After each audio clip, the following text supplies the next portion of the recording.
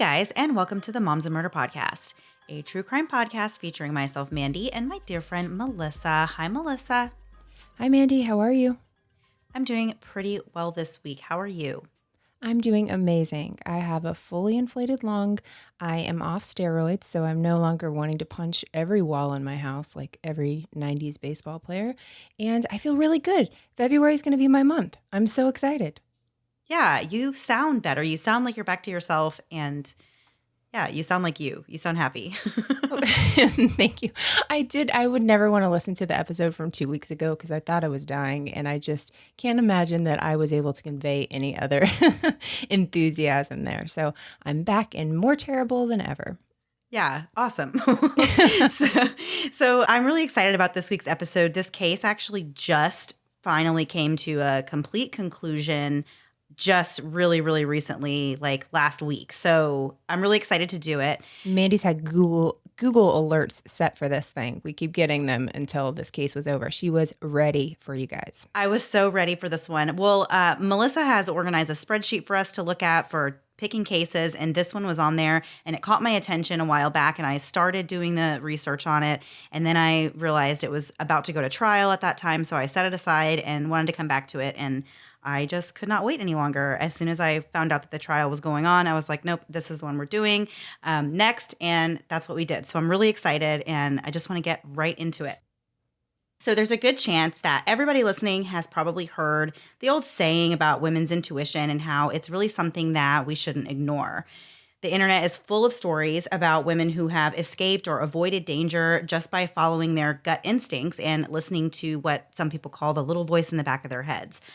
But what happens when our intuition is telling us something that is really, really hard to believe or that we don't want to believe, such as that our spouse of 18 years is responsible for something truly horrific?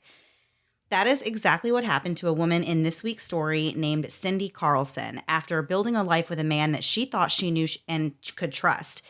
That man was Karl Karlsen, and this week's episode is about the many unfortunate accidents that happened in his life and what led to his second wife, Cindy, turning him into the police.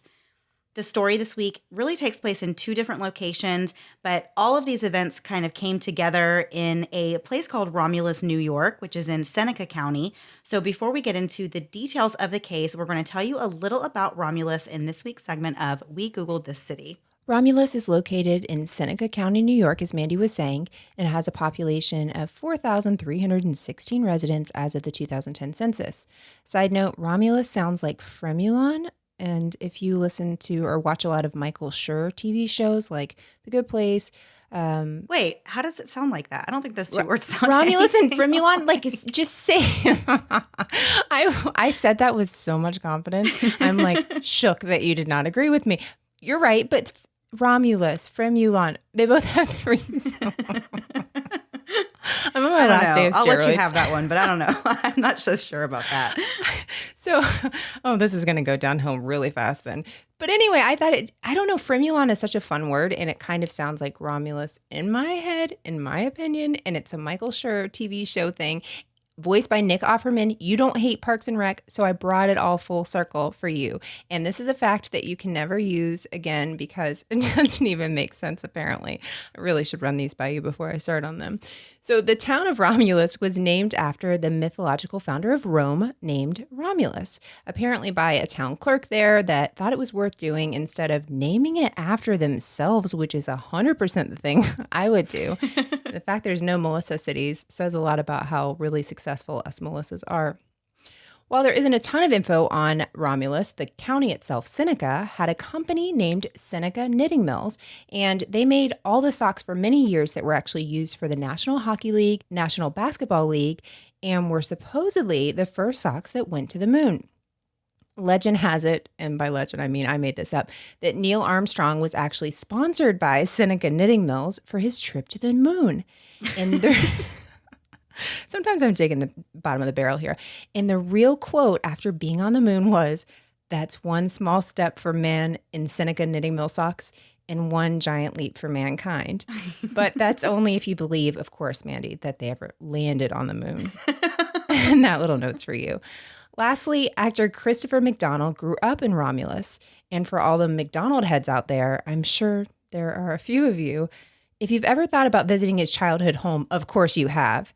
It's actually haunted, so it's a terrible idea. He's actually on this episode of something called Haunting of the TV show. I could not watch it. Well, I could have watched it, but I won't watch it because I'm terrified of haunted things. But if you ever wanted to watch it, it's out there. And if you're like, Melissa, who is Christopher McDonald and why do you keep telling me things I don't care about? Well, Christopher McDonald actually starred opposite Adam Sandler in the movie Happy Gilmore.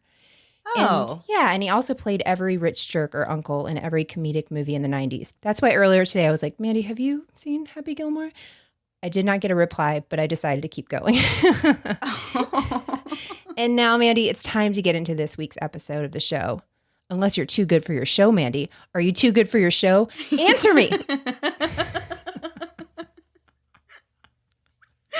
Melissa, I don't care what anyone says. I love Googled this city. Wait, who is the people that are saying they hate it? That implies everyone hates it.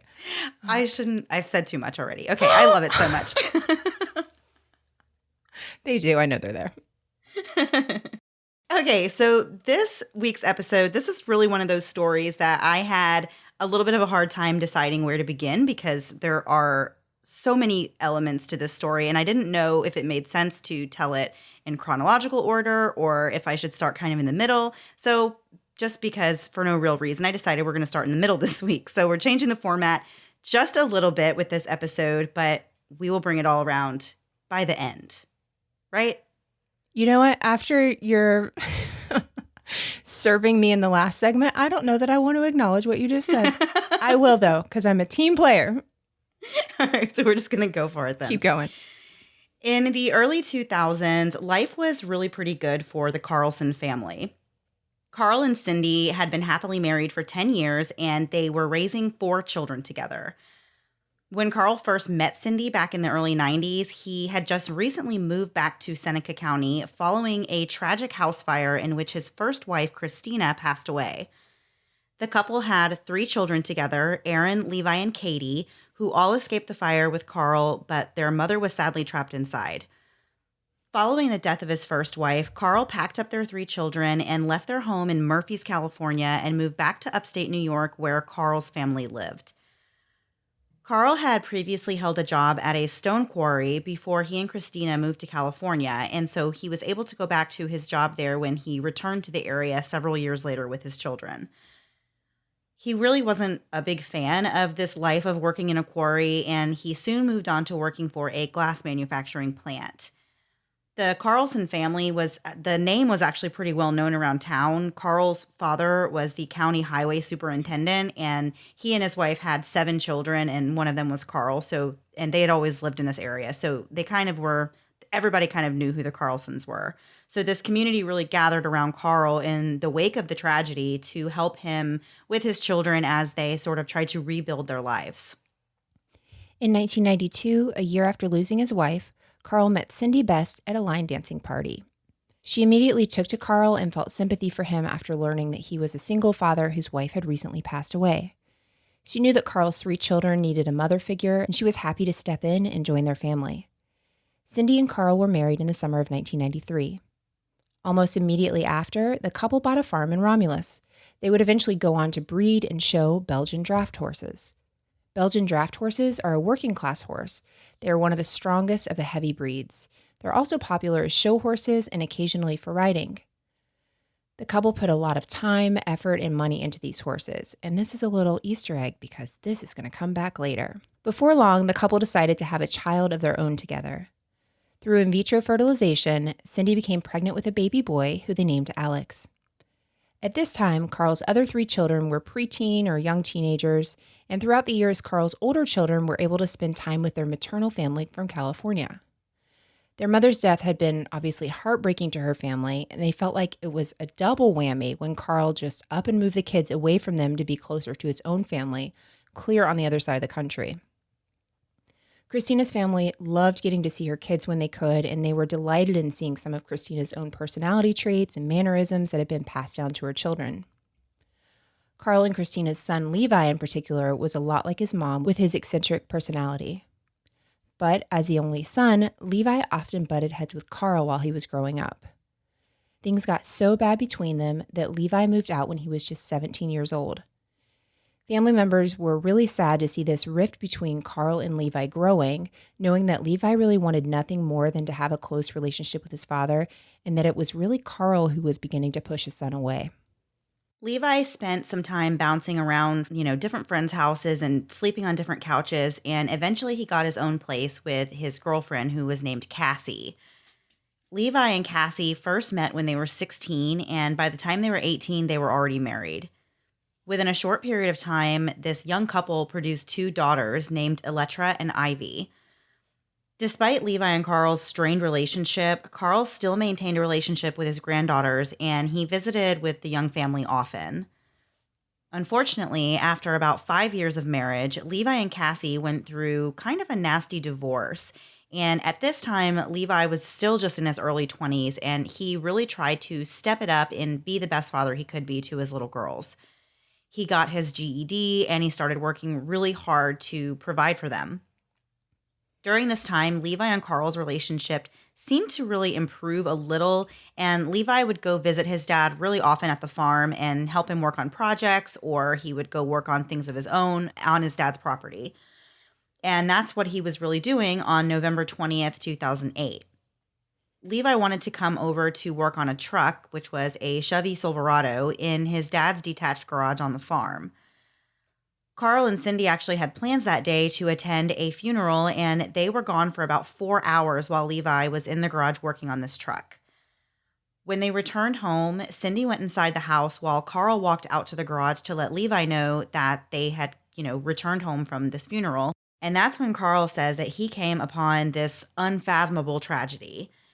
His 23-year-old son was found dead in the garage after being crushed by the truck that he had been working on. The truck had evidently slipped off the jack that was holding it up and fallen onto Levi. Karl rushed back to the house and frantically told Cindy to dial 911. And over the next several minutes and hours, emergency personnel arrived, as well as family members of the Karlsens. Paramedics worked to get Levi out from under the truck, and he was transported to a hospital.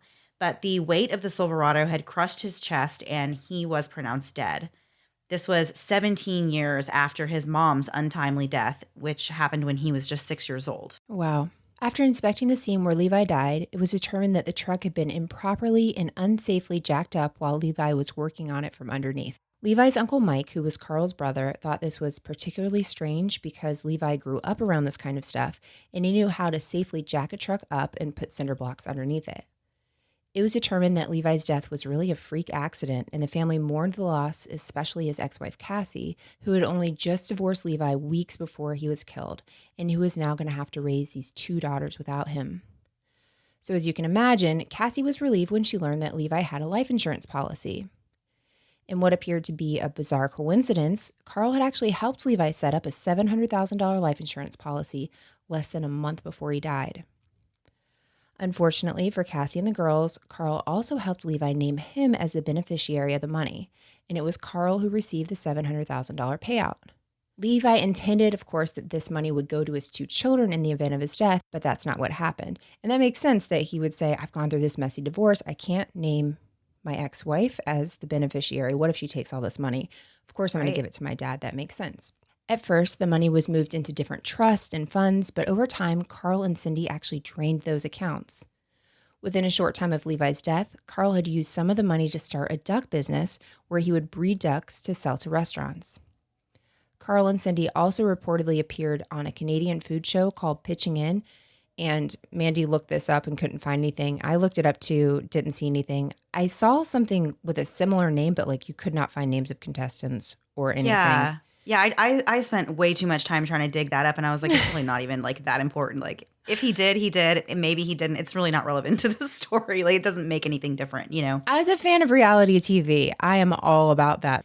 Those close to the couple said that Karl really thought that this reality show would launch him to fame and fortune, and he was very pompous about being on TV. As somebody that watches reality TV, you know that your 15 minutes don't last very long. Does not last very long unless you do something really crazy. So Carl and Cindy also took vacations and purchased new cars, all while ignoring the needs of Levi's young daughters and keeping the money that was actually intended for them. All of this was within the first 3 years after finding his son crushed to death. There were certainly plenty of people who thought Carl's behavior and choices after Levi died were questionable, but nobody thought it was more suspicious than his own wife, Cindy. And we're going to get into exactly what made the warning bells go off in Cindy's mind after a quick break to hear a word from this week's sponsors.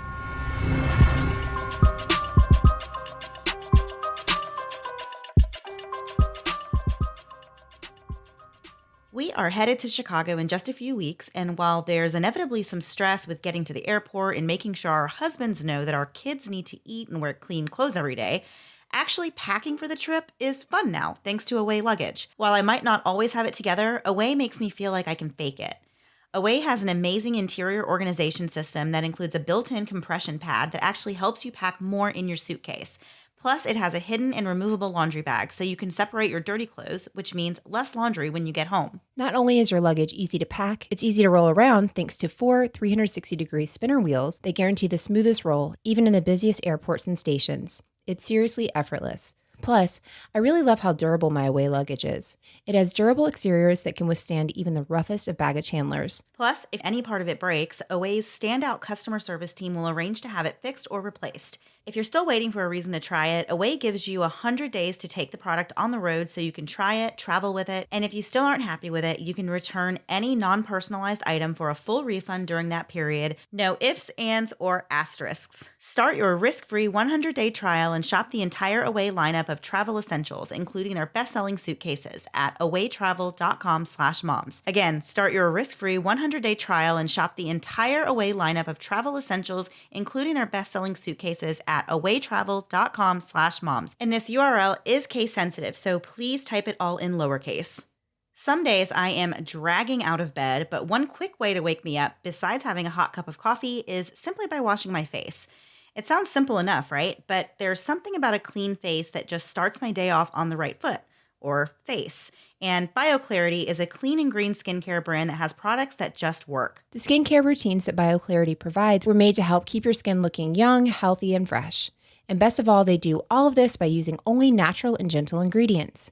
BioClarity offers 2 different skincare routines: the Clear Skin routine, which is for oily or breakout-prone skin, and the Essentials routine for normal skin and everyday use. We've all looked into skincare products and become overwhelmed with all the options and the cost, but clean skincare doesn't have to be expensive.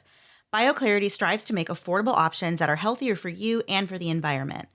I've been using their Clear Skin routine, and not only is my skin looking clear and healthy, I'm also loving the fact that I'm only putting plant-based ingredients on my sensitive skin. Get healthier, more radiant skin by going to bioclarity.com. I'm really loving all of it, but especially the Skin Smoothie Hydrate product, which leaves my skin feeling silky smooth after every wash. And even better, these products are actually affordable. And right now, for our listeners, you can save 15% off everything on their website. That's an incredible deal, but you need to enter our code MURDER at checkout. So go to bioclarity.com and get 15% off of everything on their website when you use our code MURDER at checkout. And now back to the episode. Before the break, we were talking about how Karl Karlsen had really been living it up since the death of his 23-year-old son in 2008. After years of watching her husband's frivolous spending, of course, with the money that he got from Levi's life insurance, Cindy started to feel as though something was not quite right about this whole situation. But it wasn't just the strange circumstances around her stepson's death. When Cindy started to look back over all of the years of their marriage, she started to realize that Karl had actually been in quite a few unfortunate situations that really in the end benefited himself financially. She remembered back to a specific event that took place on their farm in 2002. One night, just as the couple was getting ready for bed, Karl happened to look out the window and saw that their barn was on fire, and he instructed Cindy to call 911 for help. Sadly, the barn was a total loss, including all of their prized Belgian horses who were trapped in the barn and killed in this fire. Cindy was devastated over losing these horses, and Levi actually took it pretty hard too. This was about 6 years before his death. After the barn fire, Karl collected $114,000 in insurance. Carl actually had collected on several different insurance claims over the years. And when Cindy was looking at the big picture, she started thinking, oh my gosh, my husband is this ultimate insurance fraudster. And now she has these other suspicions that he could possibly even be a murderer. All of these things, are really weird and suspicious on their own. But then Cindy remembered back to when Carl told her that his first wife was also killed in a fire. And she really felt that she was onto something with these suspicions that she was starting to have. As it pertained to Levi's death, Cindy just could not stop thinking back to that day and trying to make sense of what happened. And she went over the events of the day in her head several times and specifically, tried to recall certain details. She does remember that she and Carl went to the funeral that day and remembered that shortly before they left, Carl said that he was going to go out to the garage and say goodbye to Levi and let him know that they were leaving and would be back later. Several minutes later, he returned to Cindy, got in the car, and they left for the afternoon. When they returned home, Cindy distinctly remembers hearing country music playing in the garage where Levi was working. And that struck her as odd because Levi hated country music and she knew that he never would have been listening to that, while he was out there working on a truck. Nevertheless, Carl said he was going to check on Levi and Cindy just went straight into the house. And then it was moments later that Carl came running in saying that Levi was under the truck and to call for an ambulance. Cindy's theory was that Carl had gone out to the barn before they left that day, and he was alone with Levi for several minutes. She suspected that he could have possibly caused the accident then, but she talked herself out of that idea numerous times, even trying to really rationalize it by telling herself that Carl acted totally normal when he got in the car. And, there's no way he could have done this beforehand because how could he have, done this to his son minutes before, got in a car, went to a funeral, and acted totally normal? As time went by and Cindy kept these thoughts to herself, she started to become depressed and even began to use alcohol as a way to cope. At some point, Cindy became aware that Carl had actually used some of the money from Levi's life insurance to fund a life insurance policy on her. Game changer. Yes, terrifying. If Cindy were to die, Carl would receive a $1.2 million payout. The information was shocking and terrifying in light of all these recent suspicions that Cindy already had. So one day in the fall of 2011, Cindy had taken really all the stress she could handle with this, and she asked her friends what she should do and, kind of went through her thoughts and suspicions regarding Carl. Keep in mind, at this point, they've been married for 15 years. She helped raise 3 of his kids. They had another kid together. They have a life together. This isn't 6 months into a marriage. So her friends tell her they don't really think Carl has anything to do with it, but that if it would make her feel better, she should hire a private investigator. Can you imagine being to the point where you think your husband killed his wife in a fire, has set multiple fires, has killed his son, and you finally have the nerve to tell people and they're like, I don't know. You know what I mean? Like you finally get to that point. You have to feel so crazy already. And then your support system, yes, they're telling her to get the private investigator, but that would be so hard. It would be even hard to make that call because you'd think, I'm kind of by myself. Maybe I'm crazy here, Yeah. I mean, I feel like if my friend told me something like that, I would definitely just suggest that they go to the police or if they wanted to hire a private investigator. But I feel like I would also be more try to be positive about it. Hopefully, I highly doubt your husband is a murderer, kind of thing. I feel like I wouldn't try to feed into their Sure.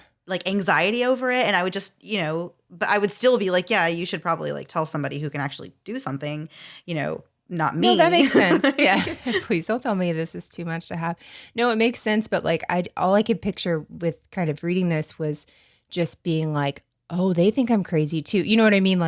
No one's really believing me. And what if I'm getting this wrong? I don't know. That's how I overthink things, as you can tell based on these sentences. I understand what you're saying, though. That makes that all sounds much more logical coming out of your mouth.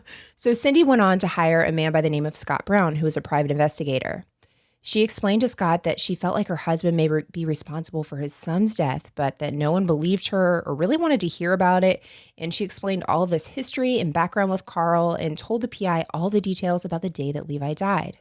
Scott agreed with her that things sounded really fishy, and he agreed to take the case. After Scott spent some time getting to know Cindy and learning more about what led to her fears, he decided that he wanted to meet Karl himself so that he could kind of size him up in person.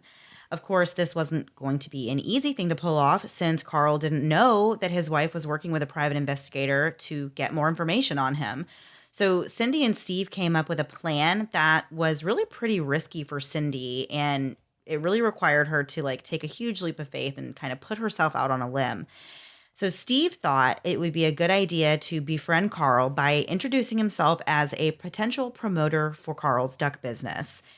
He contacted Karl and made arrangements to come to the farm and meet with him and discuss this, potential partnership they could have.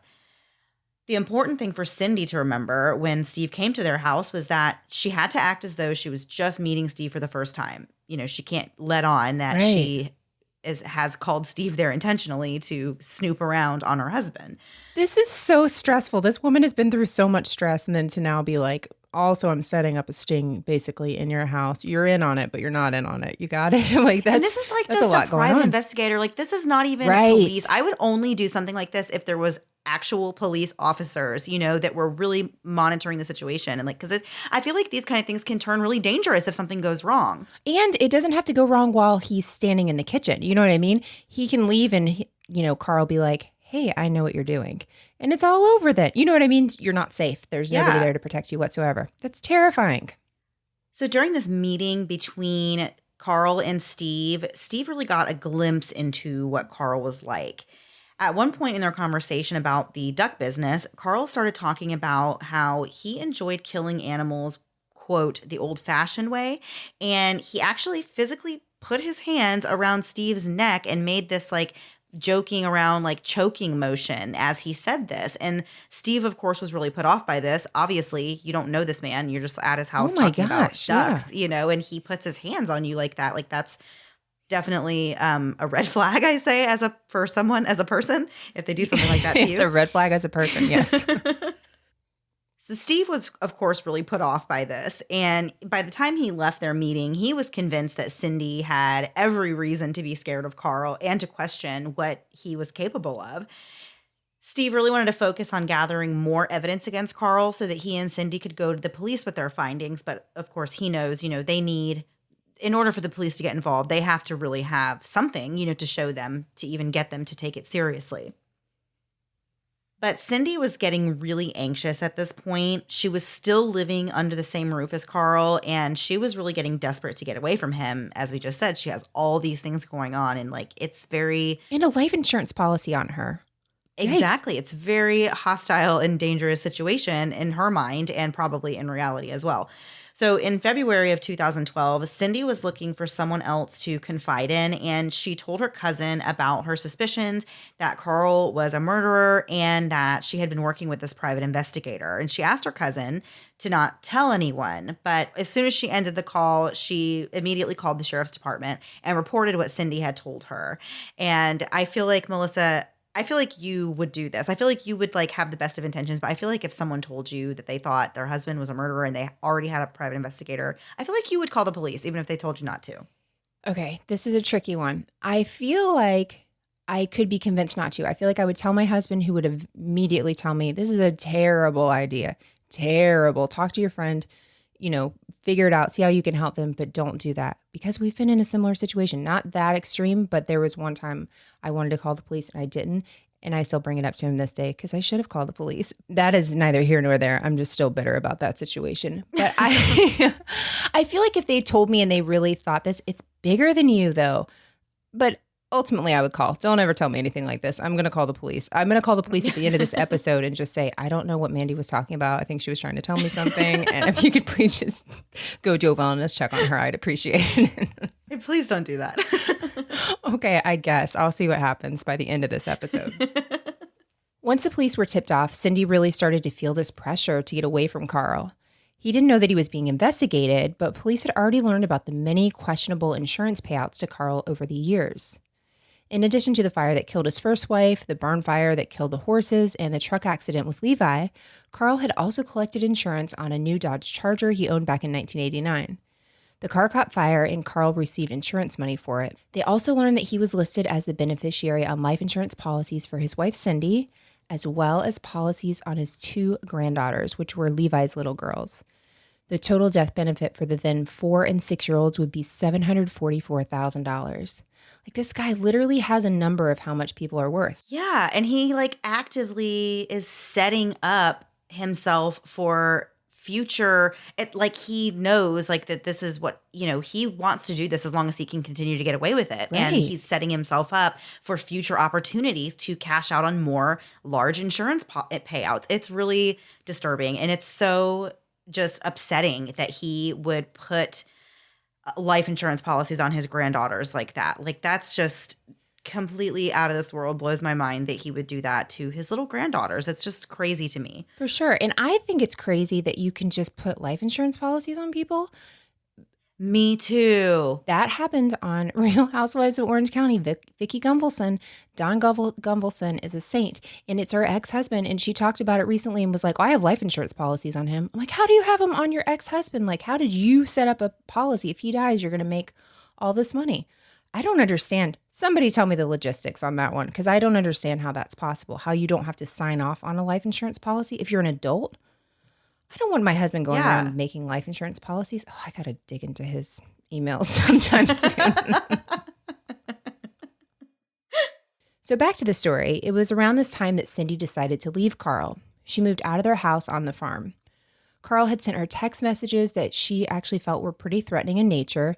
In one of the messages, he said he knew that she had been snooping around, which kind of gives a chill in my spine. This text scared Cindy so much that she immediately went home and told their 16-year-old son to pack his things and that they were leaving because Karl was being investigated for murder. Can you imagine having that conversation? Oh, by the way, your dad is actually being investigated for murder. I'm probably next. Like, this is just so much for this poor woman and this whole family to go through. So Cindy and Alex then moved from hotel room to hotel room, avoiding Karl at all costs for several months. One night while Cindy was watching an episode of Dateline, Team Manx, she got an idea. She wanted to try to record Karl admitting to knowing more about Levi's death. At the very least, she really was hoping that he would at least confess to starting this barn fire. So Cindy told Karl that she really wanted to get back together with him, and that's how she lured him to a restaurant with a recorder stuck in her bra. The estranged spouses were seated at a table, and Cindy wasted no time telling Karl that the only hope they had for getting back together was if he started telling her the truth about certain things. Cindy initially just wanted to get Karl talking about the barn fire, as I mentioned before, but he went right into the subject of Levi on his own. Cindy tried to keep him talking about it in hopes of getting Karl to say something potentially incriminating that she could, turn over and share with the police. So Cindy started asking direct questions about Levi's death and was outright insinuating that Karl had done something to cause the truck to fall. She actually asked him point blank if it was hard to push the truck over, and Karl responded, quote, "No, it wasn't." Wow. Yeah. It has to just be chilling to sit there. It's terrible if he would kill his spouse. It's terrible he's, done these barn fires, but to say you killed your son, that's a low I can't ever understand. Clearly I'm struggling to speak as per usual, but I can't imagine sitting with somebody you share another kid with and they're telling you, yeah, I dropped it on him and killed him. Oh my gosh. Cindy took this as a confession and turned the tape over to the police. Unfortunately, the recording was so jumbled and there was really too much background noise to hear what Karl had said. But the police really believed Cindy enough to ask her if she would wear a police-issued wire and try to get Karl to talk about it again in a more controlled environment. Can you imagine being asked a second time? Oh my gosh. And then, I feel like I would just be so nervous that he would figure it out. Like as soon as I brought it up again, I would be so scared that he would be like, why are you asking me about this again? The whole thing is just really scary. Right. Yeah. So on their second meeting, Cindy immediately brought up Levi's death again and asked Karl to remind her of what he had said before. And she said, quote, "You told me you pushed the truck, right?" And he responded with, "No, I didn't. I said I took advantage of the situation once it had already happened." This was still a strange thing to say, but it wasn't really enough to be considered a confession. But the police thought that it was enough to bring him in for some informal questioning. They hoped that Karl would talk to them, but they knew that he would really be within his rights to either refuse to talk or to say that he wanted to get an attorney. But Karl was more than happy to start talking. And he really started off by mostly talking a lot about himself. And he eventually got around to describing the day that he found his son Levi dead. Karl's story was really the same as it had been 4 years prior when he was first interviewed following his son's death. But the detectives did not give up on trying to get the real story out of him.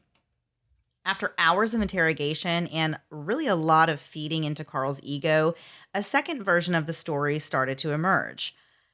Karl told the detectives that he knew Levi had been crushed by the truck before he and Cindy left for their funeral that day, which means that Karl, allegedly, by his own admission now, he's saying that he just got in the car with his wife and My went to attend gosh. a funeral immediately after seeing his son in this horrifying position. Karl told the investigators that he didn't call for help for Levi because he panicked.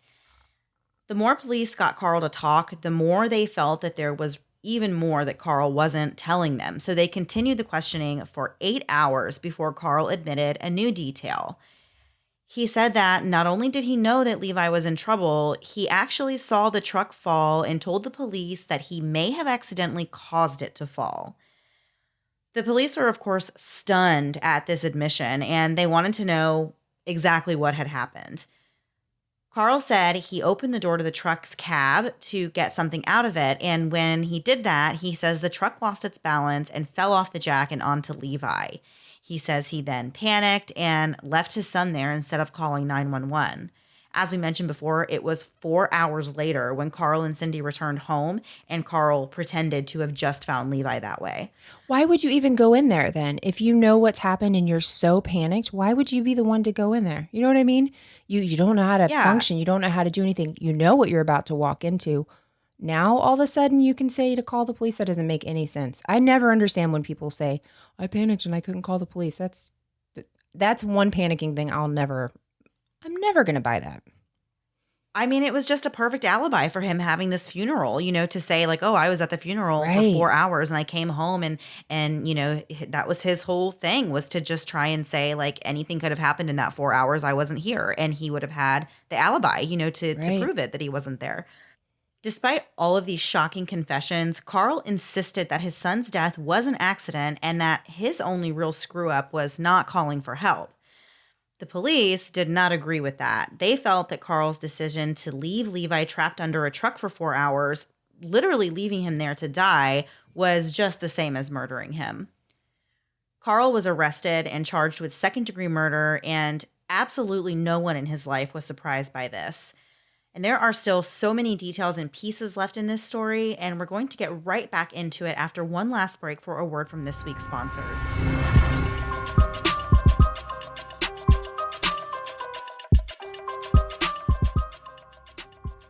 If you're familiar with the Enneagram scale, I'm what you call a type 6. Dependable, reliable, but also anxious and suspicious, which means trying to go to sleep at night can sometimes seem impossible. And guess what? The more I worry about how long it's going to take me to go to sleep, the longer it's going to take me to go to sleep. And so on until I finally pass out right before my alarm goes off. I've always been apprehensive in taking something because I don't want that groggy feeling the next day. But now there's Rimrise, a personalized sleep solution that uses natural plant-based formulas to help calm the mind, relax the body, and get your circadian rhythm back on track for a better, more restorative sleep. And because it's natural, I wake up feeling more rested and not groggy. If you're looking for a better, more restorative sleep, check out Rimrise. All you have to do is go to getrimrise.com/momsandmurder and take their free sleep quiz. We both took the sleep quiz, and I found out that my sleep profile is always on. This wasn't really surprising to me since I often lay awake taking forever to fall asleep because I can't stop thinking about all the things I have to get done the next day. Remrise recommended their Power Off formula to help me turn my thoughts off and get to sleep quicker. Do what I did and check out Rimrise today. Go to getrimrise.com/momsandmurder, take their sleep quiz, and when you sign up, you'll get 25% off your first month of Rimrise. You won't find an offer like this anywhere else. Get 25% off your first month of Rimrise when you sign up at getrimrise.com/momsandmurder. Getrimrise.com/momsandmurder. Life comes at you fast, but when you're looking for counseling, minutes can feel like hours and hours can feel like days. You want help quickly, but how will you fit it in your schedule? Our problems rarely arise during normal work hours, so why is counseling mainly available during normal business hours? BetterHelp Online Counseling is there for you. Is there something that interferes with your happiness, or maybe something that's preventing you from achieving your goals? BetterHelp has you covered, and at times that are convenient for you. BetterHelp offers licensed professional counselors who are specialized in issues such as depression, anxiety, relationships, trauma, grief, and more. You can connect with your professional counselor in a safe and private online environment. You can schedule secure video or phone sessions, plus chat and text with your therapist without ever having to leave the house. BetterHelp is secure, convenient, and professional. If you ever find you want to change counselors, you can do so at any time with no additional charge. Financial aid is also available to those who qualify. Best of all, it is truly an affordable option, and Moms and Murder listeners get 10% off your first month. Simply fill out a questionnaire to help them assess your needs and get matched with a counselor you'll love within 24 hours. Go to betterhelp.com/moms and use discount code MOMS for 10% off your first month. Again, for 10% off your first month, go to betterhelp.com/moms and use discount code MOMS. And now back to the episode. Before the break, we were up to the point in the story where Karl Karlsen had just been arrested on second-degree murder charges after he admitted to causing a 5,000-pound truck to fall on his son Levi. Karl then left his son there for 4 hours before calling 911. Just as Cindy had been suspicious about the circumstances of the truck accident, so had other members of the Karlsen family. As it turned out, there were actually quite a few people in Karl's life that got bad feelings about him, and there were a lot of previously unspoken suspicions that started to come to light. Karl's own brother Mike had been there in the immediate aftermath of both the barn fire and Levi's death, and he thought that there were strange things about each of those incidents. Once Mike saw his brother's interrogation tapes, he knew in his gut that Karl had intentionally done this, and probably also the barn fire and the house fire that killed his first wife. But he wasn't the only one who thought Christina's horrific death was a bizarre tragedy that should have never happened.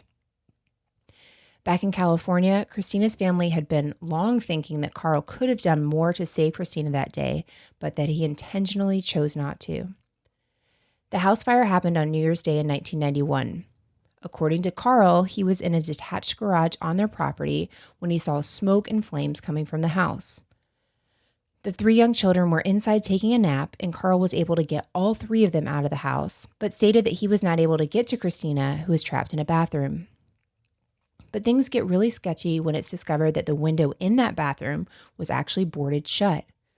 Karl claimed that he had boarded up that window months prior, but a family friend told police that he had been at the Karlsen home just a week prior to the fire for a Christmas celebration, and that the bathroom window was not boarded up when he was there. Once Karl had gotten the 3 kids out of the house, he loaded them all up in a car and drove away. The children actually remembered hearing their mom screaming for Karl to save her, but he just drove away without ever trying to help her. That kind of memory, oh my gosh, Yeah. it's horrific. Early on in the fire investigation, it was discovered that kerosene had actually been spread around the floor in the hallway near the bathroom where Christina was trapped and ultimately died. When questioned about this, Karl claimed that the family dog had knocked a can of kerosene over a few days prior, and he sort of surmised that the fire possibly spread so quickly because of this accidental kerosene spill. Within 4 days of losing his wife and the mother of his young children, Karl packed everyone up and moved them back to New York. He actually missed his final interview with the fire chief, and the house fire was officially ruled to be an accident. Wow. But Karl collected $200,000 in life insurance on Christina and then went on to make an entirely new life when he met and got remarried to Cindy. So when Karl was arrested in Levi's murder, there was a renewed interest about his possible responsibility in Christina's death. A New York state prosecutor took a particular interest in the case, even though it happened in California, and he learned some shocking and pretty damning evidence about the case. Although Karl's story had always been that this kerosene spilled days before the fire, a fire investigator actually said that the kerosene had been dumped on the floor and clothing in the area immediately before the fire began, and there was also no accidental source of the fire found, which could only indicate one thing, that somebody set this fire on purpose. In addition to all of that, it was found that Christina's official cause of death on her autopsy was ruled as smoke inhalation, not from burning. So this also begs the question, did Karl have enough time to get her out of this bathroom, or did he kind of play the part there and then made it seem like he wasn't able to save her? Right. The trial for Levi's murder began on November 6, 2013. In somewhat of a twist, Karl actually pled guilty to second-degree murder and insurance fraud. He admitted that he had jacked up the truck improperly on purpose and then somehow convinced Levi to work under the truck. When Levi was where Karl wanted him, he knocked the truck off the jack and left Levi trapped under it, which sounds like the most horrifying way to die ever. Yeah, and it's just sick to even think of that. Like to even think that to set that up, to make it that's just so crazy to even come up with that idea. And you're leaving to go to a funeral to be around people who have lost somebody, and you can see it all over their faces. You know what I mean? This terrible day of mourning, knowing you just caused this for your own family, for everyone that you loved, and you took away your son from his family. Just terrible. What a monster. So the judge sentenced him in this case to 15 years to life. The conviction spurred California authorities to reopen the investigation into the 1991 death of Karl Karlsen. In 2014, Karl was officially charged with murder in Christina's case and was extradited back to California to stand trial. Over the next several years, Karl was behind bars and awaiting his second murder trial, which was postponed several times. Karl actually attempted to appeal his conviction in Levi's death in 2017, but the New York Court of Appeals rejected his appeal. Good. Karl stood trial for Christina's murder this year. His trial began on January 13, 2020 in Calaveras County, California. After a 2-week-long trial, the jury was released for deliberation on January 30th, and they returned with a verdict just a few days ago on February 4th. If you're listening to this on release day, February 11th, that was just 1 week ago. 29 years after Christina lost her life, Karl was finally convicted of killing her. It was a victorious moment for Christina's family and even the daughters Erin and Katie, who had actually always suspected that their father could have done more to save their mother.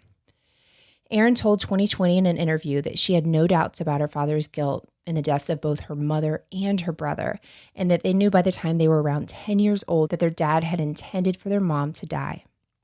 Erin remembers the fire vividly. She was 6 years old at the time and remembered hearing her mom scream for Karl to get the kids out of the house. But once they were all outside, her father did nothing to try and go back to get their mother. One quote that's especially upsetting was when Erin said, quote, "At the time I was 6 years old, I didn't understand that my mom was behind that wall dying." Erin said that once she and her siblings got older and had a chance to really process what happened, they all really agreed that their dad did not act in the way someone should when their spouse is trapped in a burning home.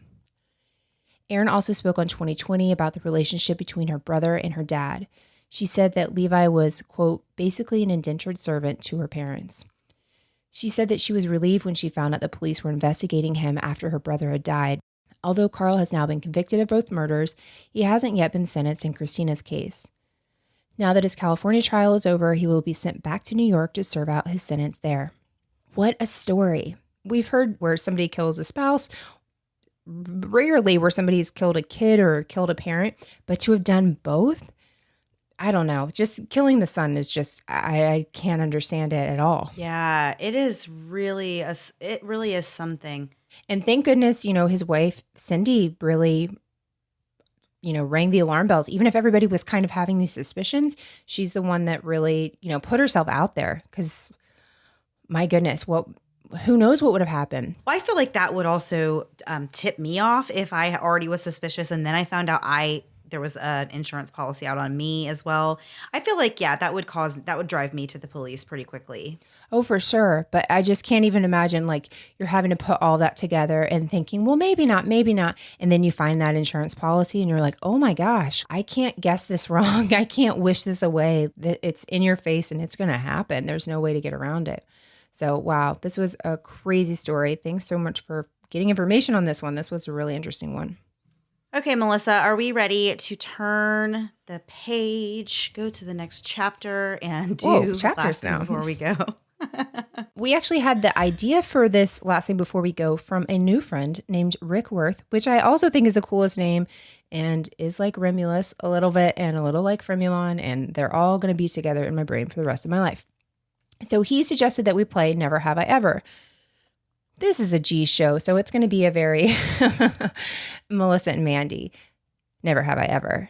Mandy, would you like to kick us off? How do you play in Never Have I Ever? What is the rules for points? We're not really doing points. I don't know. Okay. I really don't know how you actually play. And once again, we were ill prepared and did not look up how to play before we decided to do it. I did read it. It's if you never have I ever. So if I've never done that thing, I get a point. Okay, are you going to keep track of points? I guess. I don't know. This is where we're like, meh, that's not too important. Okay. The winner, I don't know. The winner will have to do something. We'll figure it out. We'll keep going. The winner, yeah, you just get bragging rights, I guess. That's not good enough for me. I need more. I'm going to have to have you make a public statement. Okay. All right. I've got my scorecard. Let's go, Mandy. You want to start with the first one? No, I want to hear yours first. Your first one. Okay. Mine are lame. Never have I ever worn Crocs. Oh, I have not. I am Never?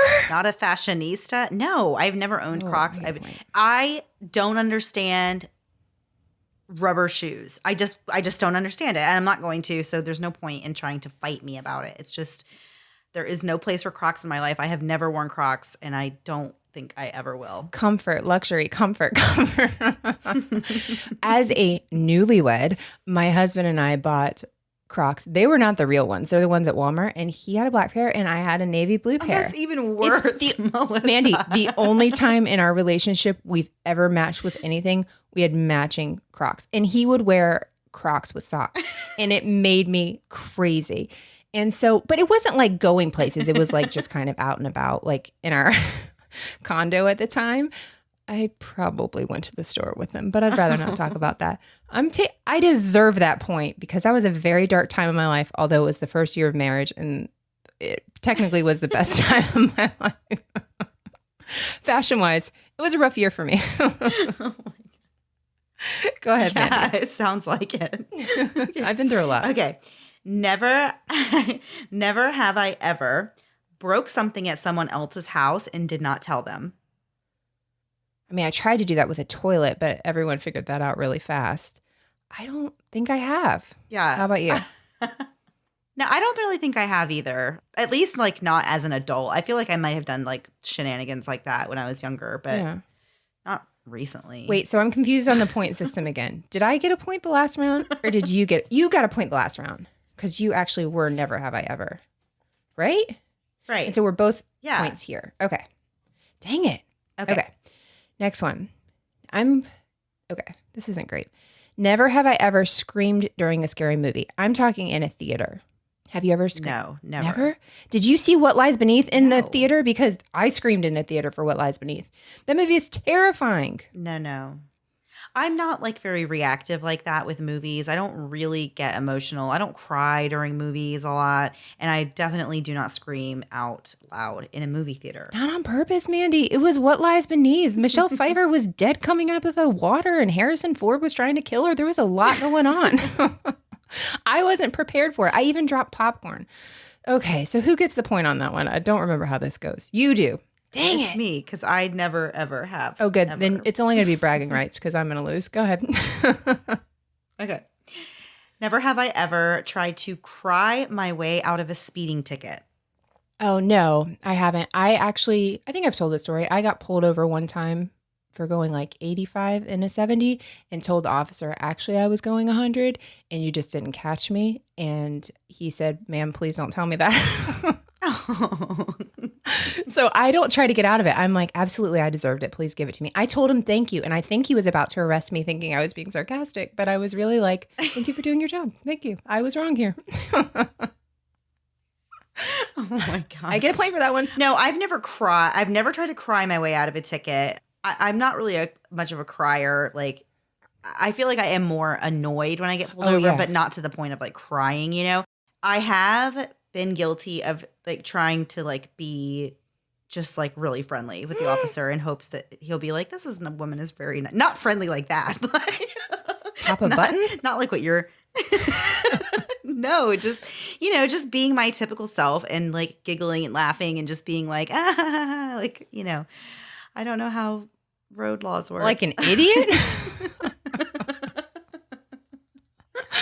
It has worked for me a couple of times, actually. Totally.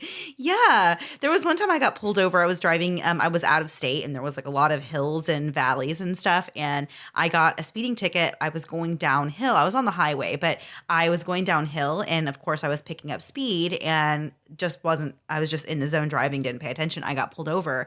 And when the officer came up and he looked at my license and, noticed, of course, I was from Florida and was a long way from home. And I just don't know what, like, possessed me to say this like stupid thing, but I told him that, yeah, I like made a joke about being from Florida and said that we don't have hills here. So I didn't know that I would pick up speed when I was going down one. And he laughed and was like, I couldn't tell if he thought I was serious or like if I was really just like that stupid that I didn't know that that would happen. But I did not get a ticket. And it must just be because I am very friendly and just absolutely hilarious. And the police can't resist. I really enjoyed that scenario where I get pulled over and they're like, thank God I can give this lady a ticket. She's not going to try and cry her way out of it. She's going to literally thank me. I do wink at officers and I made that mistake one time. Very uncomfortable. Okay, Mandy, next one. This one is a really dark time for me. I basically made all of mine things I've done because I don't care about embarrassing myself, apparently. Never have I ever been catfished. Have you been catfished online? Oh my gosh. I don't even have enough time to tell this story. Oh, wait. Yeah, I've heard this story.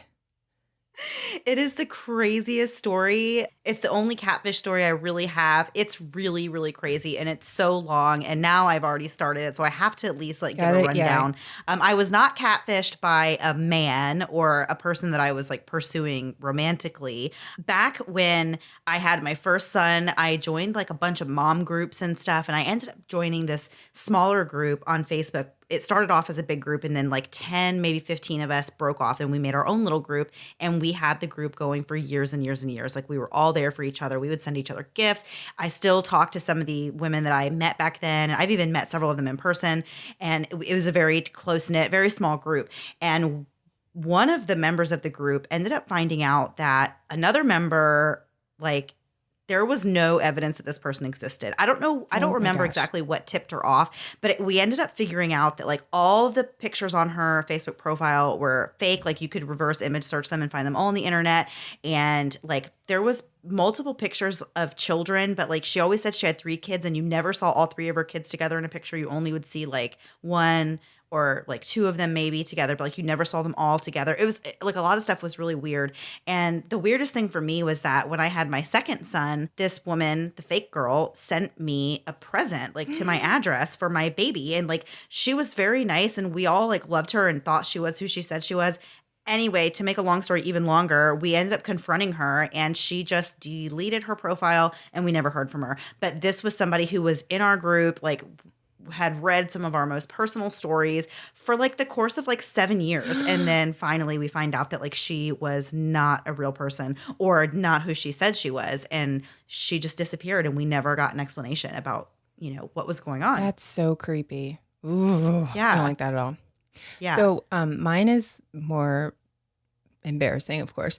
When internet was starting, what am I talking about? Back with AOL Messenger and stuff like that. I don't know where I was or how I got in contact. I think you would just find people in your area, which is like, I don't know, the saddest thing in the world.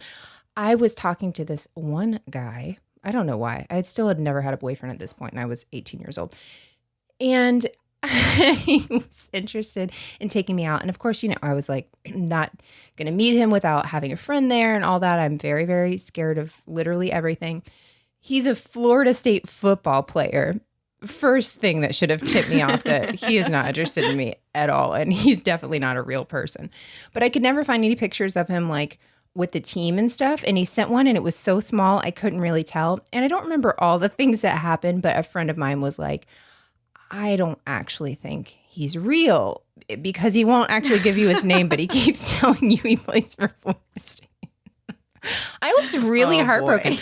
I was in love with what's his face. I wasn't actually, but I really did like think, oh, the internet might be used for bad things besides me tricking people into thinking I'm an old man. And that was a really rough time for me. All right. So we both get nothing for that because we've both been catfished. Mandy, okay. Next one. I'll do one more. So never have I ever kept someone awake with my snoring. Okay. I will never give you a point for that. I will take 5 points away from you and give you negative numbers because that is. Do you want to say the story or do I say the story or do we just pretend the story doesn't You can exist? say the story.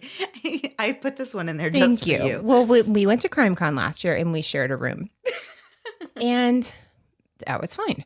And I was really tired because I like to get sleep and I don't always get very much sleep. Mandy is okay with not getting sleep. She was very bright-eyed the entire time and I couldn't figure out how the heck she was doing it.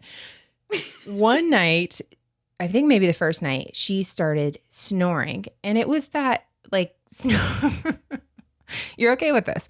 The snoring that peels the paint off the wall and you cannot make it go away. I put both my earbuds in, blaring things as loud as possible, and it wouldn't work. And then I finally was like, I'm going to videotape her. And I didn't videotape her face, but I did record her. So in the morning, I was like, hey, did you know you snore?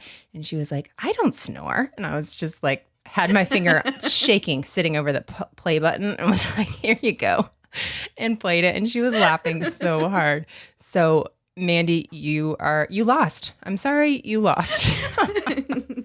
I lost the You whole lost game. all of your points. Yes. I'm shaking now, just reliving that. The worst thing is, I don't think my mom's listened for a while. My sister and I went with my mom to South Carolina and stayed in a room with her. And my mom, all of a sudden in the middle of the night, was snoring. And she didn't believe it either. And I pulled the same thing on her and made her listen. I will always do. To be fair, I feel like I don't really snore often. I think if I drink wine before I go to sleep, then that makes me snore. And I definitely had a social time at CrimeCon, especially that first night. I was hanging out with everybody and I had a couple glasses of wine. So I'm going to blame it on that. But anyway, yeah. So after that, Melissa very kindly told me that she just wants to have separate rooms anytime we have to go anywhere. I love that conversation. I'm fine with it. We're both fine with it. Yeah. I love that conversation because it was like the worst moment of my life being like, I don't know how to tell you this, but I will murder you if I ever have to stay in a room with you again. I can't do it. I care about our friendship too much. We can never share a room again. And that's why we're such good friends. Yeah. We have our personal space and we come together and it just works for us. And that's just how I am as a person. I think I just can't. I mean, my husband, I've slept on the couch for 2 weeks since I've had a cold, like had the flu and everything. And like, I'm starting to like it and I'm going to eventually move back to my room. But I have so much space and it's so quiet. Nobody's rolling around. I love it. And that's how people end up sleeping in different rooms, I figured out. Oh my goodness. Okay, Mandy, you lost. Sorry about that. No need to do another one. That's all right. We all lost in this one. Real quick, since we talked about the episode this week, that we had it in case suggestions, if you go to our website, momsmurder.com, there's actually a place you can click on for case suggestions. Remember, we won't do anything involving kids, so please don't even bother sending it. Not in a rude way, just we won't do it. And then you'll be like, why are they ignoring me? Well, because it has to do with kids, and please, we can't do it. So anyway, it's there. And then we're putting them in a little thing and we're making it organized and we're picking different things. And so we want to use your choices, but please go through it that way. It makes it really easy and organized. And look at us with spreadsheets and just really living life over here.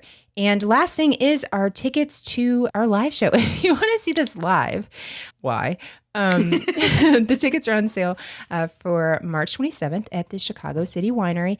Tickets are going fast, and I know that's a thing that you're supposed to say, but they actually are going much faster than we anticipated, so we're super excited. Yeah. And after this episode, people may be asking for refunds. I don't know. But anyway, check that out. The link will be in the show notes, and I think that's it for this week. Yeah, I mean, I think we have mentioned CrimeCon already several times, but if you maybe have missed it or forgotten about it or forgot what our code was, we will be at CrimeCon May 1st through 3rd here in Orlando, Florida. You can use our code M&M 2020 to get 10% off your standard badge. We would love to see you. CrimeCon is so much fun. If you can make it, please do. Yeah, it's the best time. As Mandy said, she'll be very social. You'll see Mandy being social. You'll see me heading to my room by like 9:30. Antisocial. Yeah. Social to 9:30. Up to her room alone. That's it. I'll just be sitting in silence in my room. There you go. All right, guys, we will be back next week. Same time, same place, new story. Have a great week. Bye. Thanks so much for listening to the Moms of Murder podcast. Make sure to check back with us next week for a new episode. You can also find us at momsofmurder.com, where you can connect with us via social media. Please make sure you subscribe and give us 5 stars, because giving us 4 stars would be a crime. Thanks so much.